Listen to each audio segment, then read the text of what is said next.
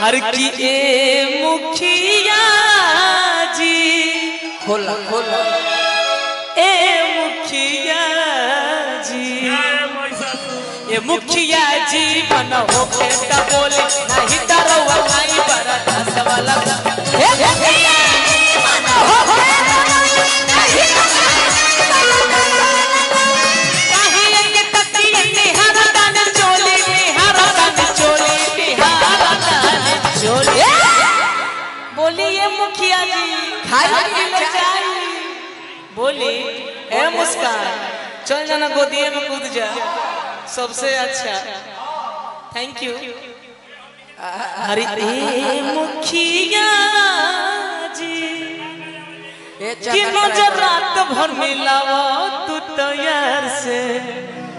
सरकार और न मरील जय हाथ बांध के सरकार में जी बोल दौग का चाहता रह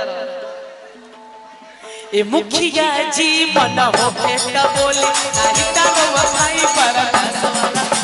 ए मुखिया जी मन हो फेंका बोली नहीं डरवा भाई पर दस वाला बोली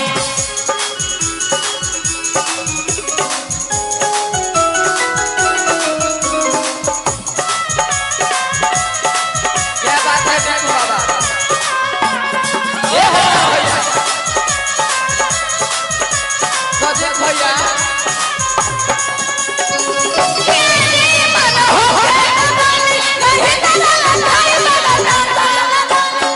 और कह दिया का कहा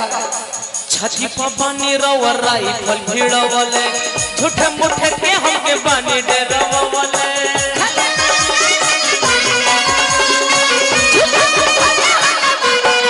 छठी पबनी रवर राइफल भिड़वले झूठे मुठे के हमके बानी डरवले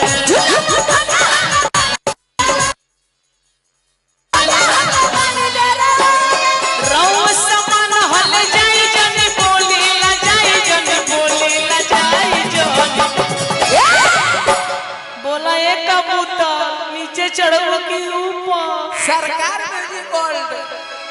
ए मुखिया जी ए मुखिया जी है नहीं अब है नहीं को तो लोग बैठे कि जब कूद जे को दिया मैं उनको ए मुखिया जी मन हो खेत बोली नहीं डरवा खाई बड़ा दस वाला बोल ए मुखिया जी मन हो